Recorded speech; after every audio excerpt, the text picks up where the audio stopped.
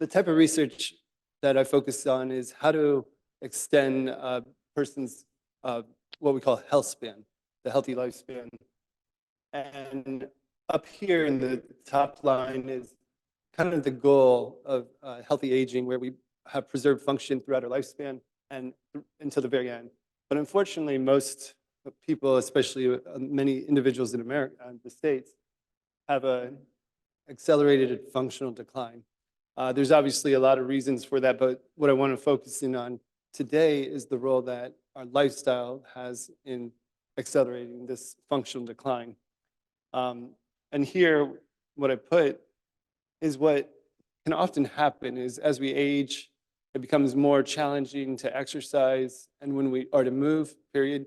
And when we do, we start to experience some soreness, discomfort, and as a result, decide that we don't want to continue to do that and become more sedentary. But the consequence of that is unfortunately unhealthy weight gain, because generally speaking, the dietary doesn't change in line with the reduction in physical activity, and that can compound as we age. And so I just put this slide up here to highlight this challenge a little bit more. By the way, the first part of my talk is depressing. It's talking about aging. And the second part of the talk, we'll get into the effects of fasting and how it may be able to combat some of these adverse changes. And then the third part, we'll get into a few clinical trials that we've done in older adults. And so what happens with aging, or what can happen, is the decline in physical muscle mass combined with a reduction in physical activity, combined with a reduction in mitochondrial capacity, leads to a reduction in total energy expenditure. But again, that is not offset by our drive to eat. So unfortunately, unhealthy weight gain occurs, leading to higher rates of obesity and metabolic syndrome. And then even in individuals who do not have what's termed obesity, with aging, we see here a hypothetical example of a 25-year-old and that same individual at 70. In this case, their body mass index is the same, but their body composition is fundamentally changed such that the proportion of fat mass is increased with age and the proportion of fat-free mass is decreased. And what occurs as a function of this is the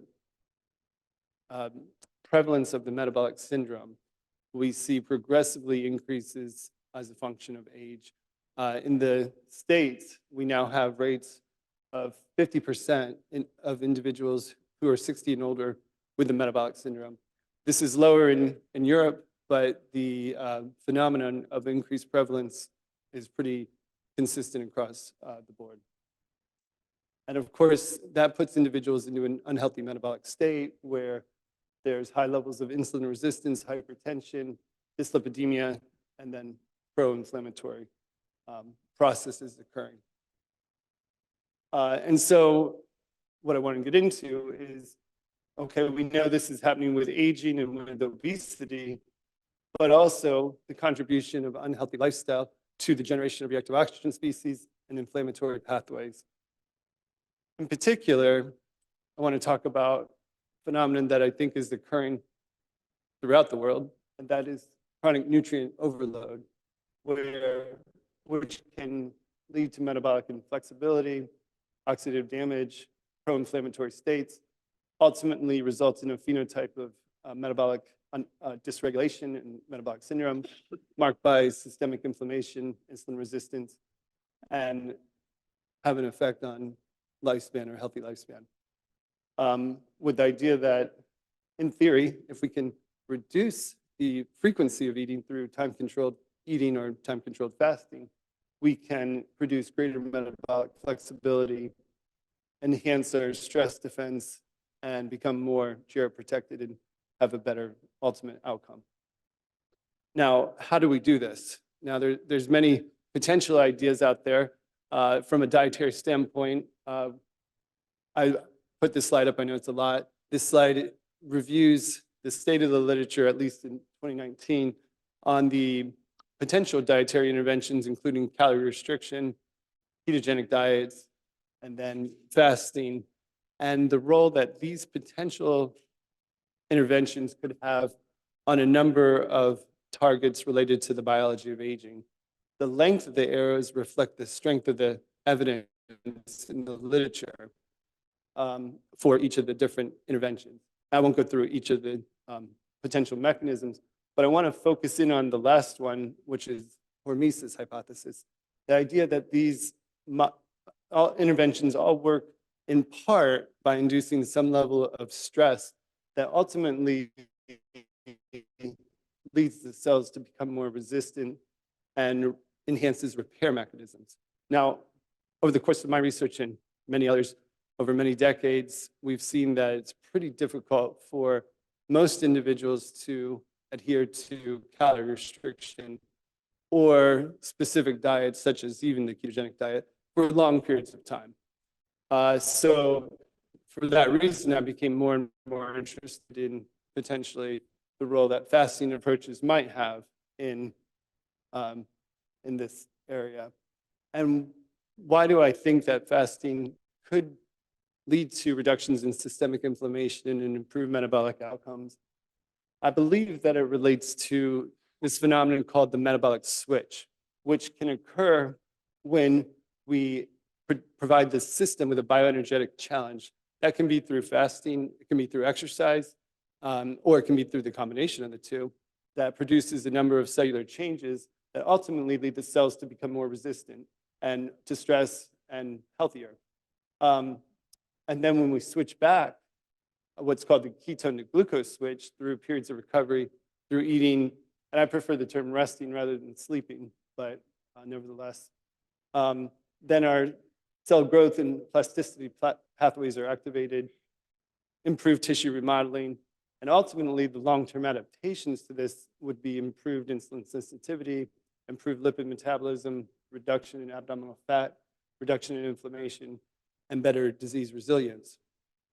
What I believe is the root of the problem is that the majority of people never switch. They spend most of the time in this state, but not enough time in this state. And so as a result, the positive adaptations do not occur. But what we do see in support of this idea through a number of preclinical studies is that indeed there are a number of benefits from time-restricted eating across the board. For time reasons, I won't read each of these benefits. But my focus has always been on humans, and I got to thinking, okay, what effects does fasting have on the body composition? Because as I showed earlier, that's a real problem as we age. And we also know with calorie restriction approaches, there's a reduction in metabolic rate that occurs following those types of interventions that can predispose to weight regain.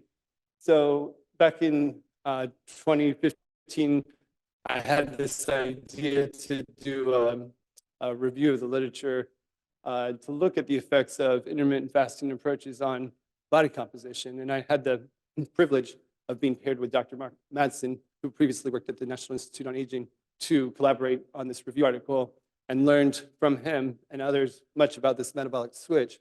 So we wrote this review article. And again, the initial idea was to look at body composition, because there's the potential that with time-restricted eating, it could lead to a reduction in muscle mass due to reductions in protein and calorie intake, as well as due to inhibited muscle protein synthesis. This would obviously be problematic for older adults. So the first purpose in my mind was, well, what happens? So when we published this paper, there was only 4 clinical trials that had looked at changes in body composition. So since then, there's been a number of clinical trials with time-restricted eating with body composition as an outcome. And so I'll show you. The blue lines here reflect the reduction in fat mass, and the orange lines reflect the changes in fat-free mass. And so what you can see in these 11 clinical trials is that the vast majority, the proportion of fat mass lost is significantly greater than the proportion of fat-free mass, which I find encouraging. course, there's a couple studies that are the exception to the rule, and we can talk about that later about why that might be the case. But one of the factors that could play a role is the actual time of day in which the fasting period occurs. Recently, there's been a lot of interest in the idea of early time-restricted eating versus later time-restricted eating and what potential benefits there may be to either approach. As an example of late time-restricted eating would be where you actually have your eating period from 12 p.m. to 8 o'clock p.m. That's a common schedule. Whereas an example of early time-restricted eating would be where you have the eating period from, say, 6 o'clock a.m. to 4 o'clock p.m. or 7 o'clock to 5 o'clock, something of that nature. And indeed, a recent review came out that compared the effects of early time-restricted eating versus later time-restricted eating on weight loss and metabolic health, and did indeed show that both approaches were effective for producing greater weight loss compared to a control group and glycemic metabolic health benefits. But there was an advantage of early time-restricted eating in terms of reducing levels of insulin resistance, as well as improving or reducing blood pressure compared to later time-restricted eating. Now, I simplified those two options, but in reality, there's a number of potential strategies or different time-restricted eating intervention ideas. And here you can see a variety that are being promoted currently: a 4-hour late TRE, 6-hour early, 6-hour late, 8-hour early, 8-hour late, or 10-hour time-restricted eating. Again, I think it's most important that people can sustain the lifestyle. So it's most important to pick what's sustainable. 12-hour TRE is even a good starting point, because as you can see, the typical American and probably most common eating window is about 14 hours. And I will just say that everybody fasts. It's just a matter of how long we fast for. Okay. So with that in mind, I wanted to see what potential effects a time-restricted eating intervention may have on older adults. And so back in 2018, we conducted the first pilot study of this intervention, and it was a self-selected eating window. So we wanted to see what they would pick and what the effects would be. So it was a short-term, 4-week study, intervention only, with older adults age 65 and up. And as you can see, that led to a mean weight loss of 2.6 kilograms, which is a lot more than anticipated. Likely, they ended up eating less due to the nature of the intervention. There was a small, non-significant improvement in health-related quality of life, as well as walking speed. Those could have been significant with larger sample. The mean adherence was 84%, and most participants, 6 out of the 9 completers, reported that this type of eating approach was sustainable. Now, in the next slide, I just wanted to show you what they selected to be their eating window. And what you can see is that most of them, by and large, selected the earlier time frame to be their eating window, with starting times being 11 o'clock or earlier, and ending times being 8 o'clock or earlier, suggesting that the early time-restricted eating approach might be an effective approach for older adults. And just briefly, we looked at changes in microRNA following this intervention, and did show indeed that 14 different microRNAs were differentially expressed pre to post intervention, primarily related to cell growth and survival. I also had the privilege to be a collaborator on the only other time-restricted eating intervention, to my knowledge, that was focused on older adults. And this was a larger clinical trial involving 116 men and women over a 6-week period, and indeed looked at changes in body composition.